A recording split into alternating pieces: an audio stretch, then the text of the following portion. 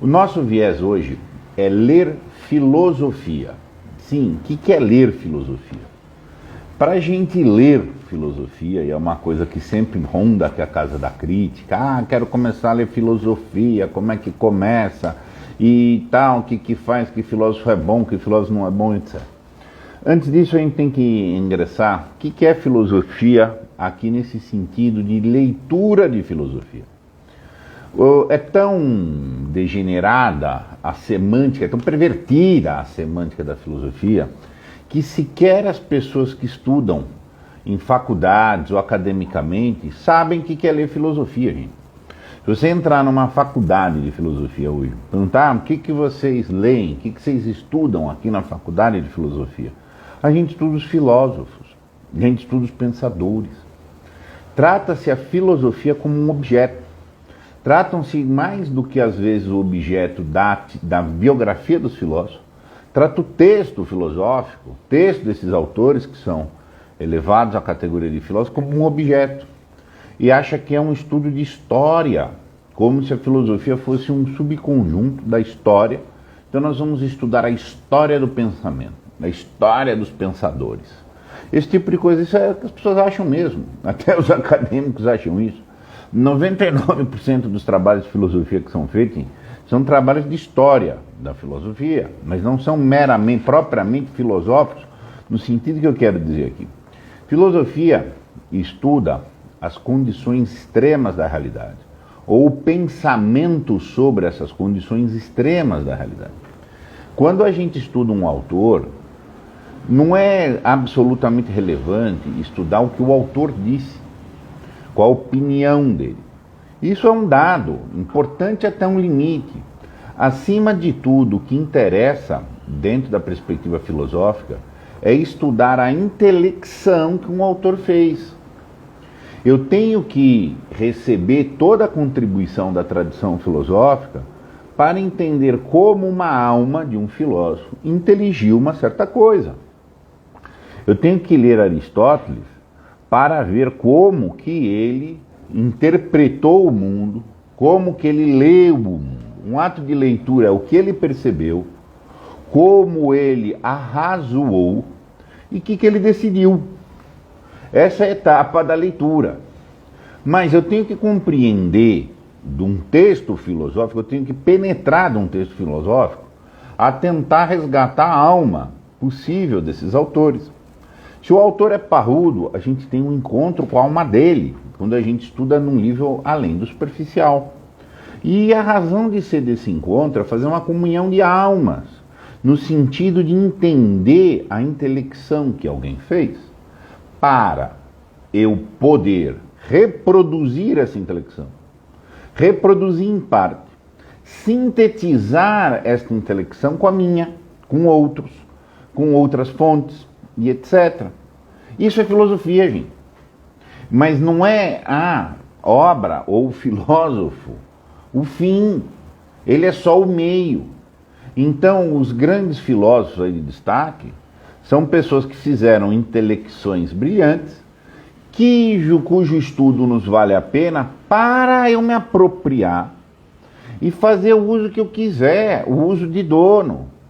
Não interessa, um livro filosófico não se diz que ele foi fruído se você entendeu meramente o que se falou, como o que, mas se você pensou, se ele te leva ao como se deu a intelecção, ao como você também pode inteligir aquele ponto ou outros pontos a partir de uma perspectiva de intelecção, tá?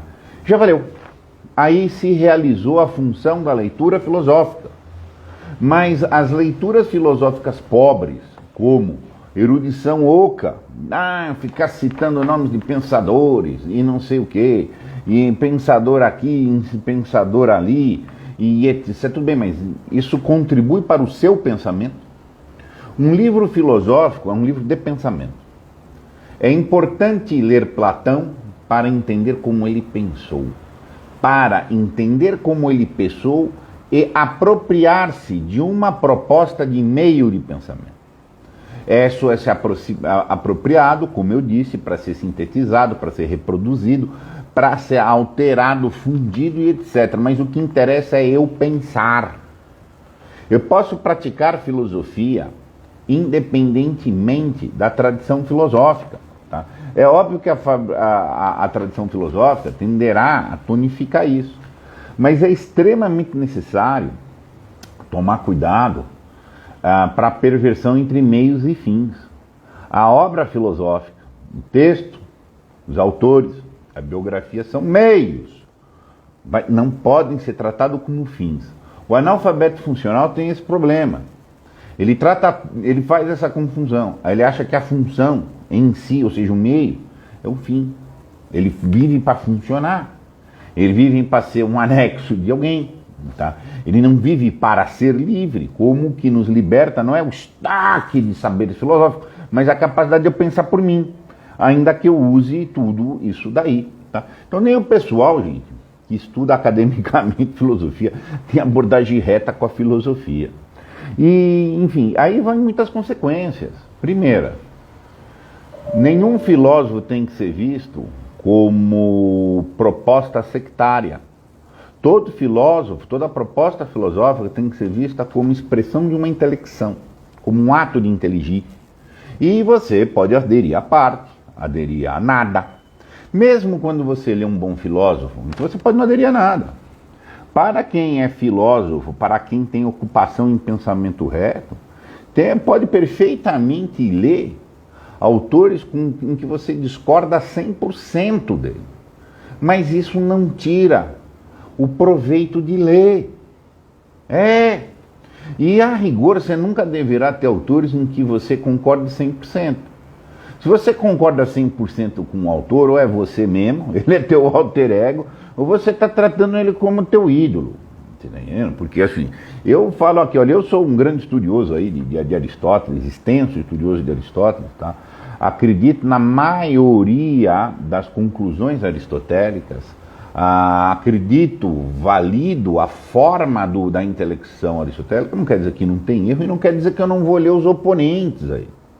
Eu li os oponentes, como eu aprendi, inclusive sobre Aristóteles, inclusive sobre sínteses possíveis a partir do pensamento de Aristóteles, lendo oponentes dele. Por exemplo, já li Spinoza, já li Kant, em níveis, em profundidades menores, mas é importante.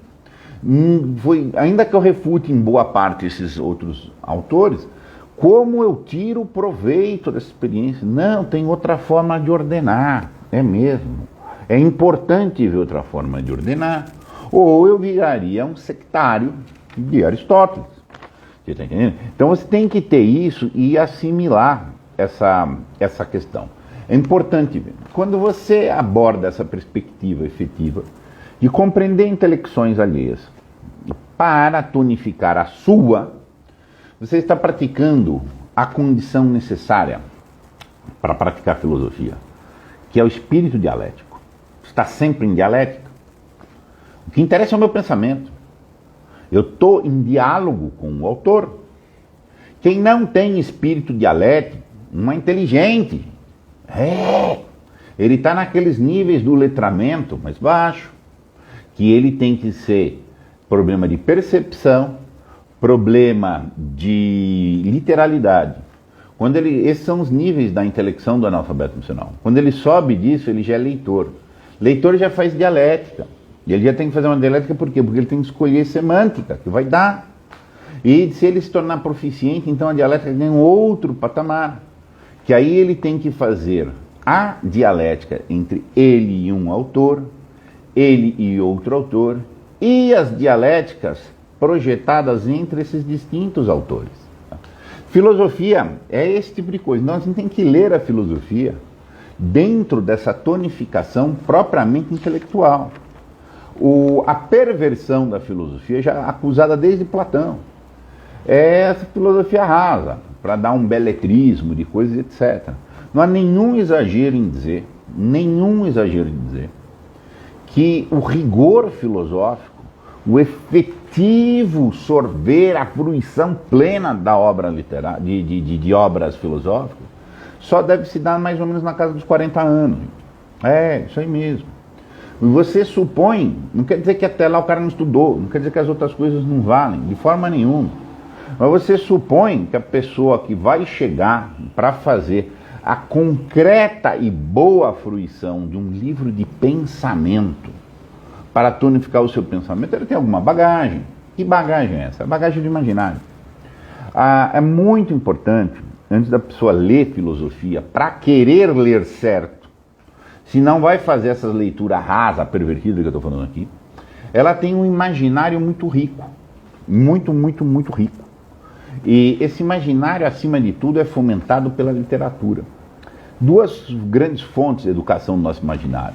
As nossas experiências, nossas vivências diretas, nós temos uma cognição, a gente está absorvendo uma biografia, a absorção dessa nossa própria biografia, né? E a absorção das experiências emprestadas, que a literatura provê. Há outros meios, mas a literatura é um caminho áureo aí para isso. Então, quem vai ler filosofia para decorar frases, pode até ter um interesse histórico, interesse de ordenação, algum conhecimento da história da filosofia, tem que ter. Mas você só vai ler filosoficamente obras filosóficas dentro dessa perspectiva em que a você a reflexão sobre o seu pensamento já é relevante. E essa reflexão sobre o pensamento levada num grau maior é uma reflexão necessariamente sobre a sua vida. Por quê? Porque quando se reflete sobre a própria reflexão, necessariamente você vai se dar cabo da tua existência no mundo, a tua existência cognoscente no mundo. E não tem jeito, a gente vai deparar com os problemas das contradições, os problemas dos enganos. A gente está buscando essa limpidez. E uma delícia de experiência é que você também vê isso nos filósofos. Quando você tem essa abordagem profunda, que não é ver o que falou, mas é como. E se você estudar bastante um filósofo, você entende que a intelecção dele também sofre a maturação.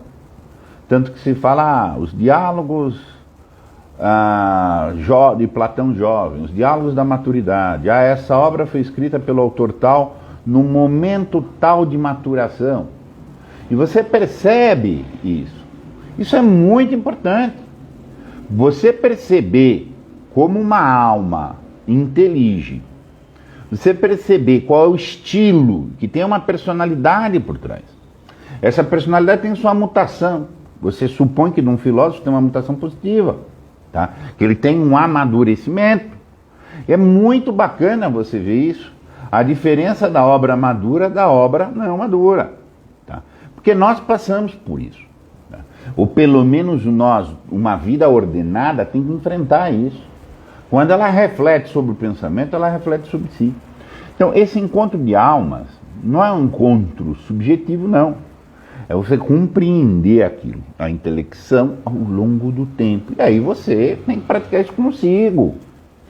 A filosofia demanda muita reflexão, demanda uma meditação, não é uma externalidade meramente objeto.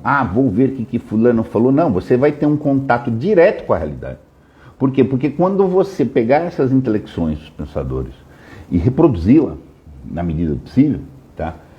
Vai virar o seu contato. Vai ser o seu ato de pensar, ainda que sugerido, estimulado, tal, e etc. Mas você vive aquilo ali. Você tá entendendo? Então, isso é ler filosofia. Se você não tem o interesse de refletir sobre o pensamento, o seu pensamento, sobre o seu, e cujo limite último vai ser refletir sobre a sua existência, sobre a sua constituição, sobre a tua personalidade, você não vai ler filosofia. Porque o que você chamar de ler filosofia, você está fazendo uma subleitura. Você está lendo alguma curiosidade, alguma coisa assim. Você não sorve a questão. Há abordagens diferentes. Quando a gente vai ler uma obra filosófica, quando a gente vai ver uma obra literária, a partir do gênero literário, quando a gente vai ler uma peça de teatro. Então, cada leitura tem um espírito, uma lógica própria. O que eu estou querendo denunciar aqui? Olha, o que eu estou querendo prover aqui. Prover a lucidez. Do quê? O quê? Tá. Ah, mas então o cara estuda filosofia. Ok, é a filosofia que ele estuda, a história da filosofia, ele pensa. Ou ele simplesmente vai assimilando conhecimento. Tá? Informações. Essa perspectiva informativa. Essa é a questão. Eu escrevi já um artigo, está na Casa da Crítica, o professor perene. O filósofo é um professor perene. Não de um conteúdo, mas ele é um professor perene de como pensar. Parece que está com... Quando você pega um autor mesmo, digno de ser chamado de filósofo com F maiúsculo, não interessa se ele discordou do cara. Mas o pensamento ordenado, a estrutura elaborada, a coesão. E às vezes você acha contradição nesses caras. Olha lá a contradição. Aí você se coloca, bom, e aí? Então implodiu o esquema do cara. E de repente passa um tempo você falando, não era contradição não. Eu que estava lendo num nível, não era contradição não. Eu que estava lendo num nível menor. Isso é uma delícia. Você vê aquela contradição, aí você vê, não é contradição. Ou porque você não tinha entendido um detalhe, ou porque ao longo do tempo o próprio camarada repara isso, e etc. Então essa é a grande questão. Então não entra muito numa que tem que ler os filósofos com que eu vou concordar. Você não leu ainda, mas eu vou concordar. Você está entendendo? Você tem que ter um espírito dialético de abertura aí de um contraditório saudável para pensar, ler o pensamento. Essa é a questão. Se você não quer ler livro de pensamento, a filosofia não te interessa. Não, senão com uma mera curiosidade, uma coisa assim, tá? Bom, meus caros, então, muito obrigado e até mais.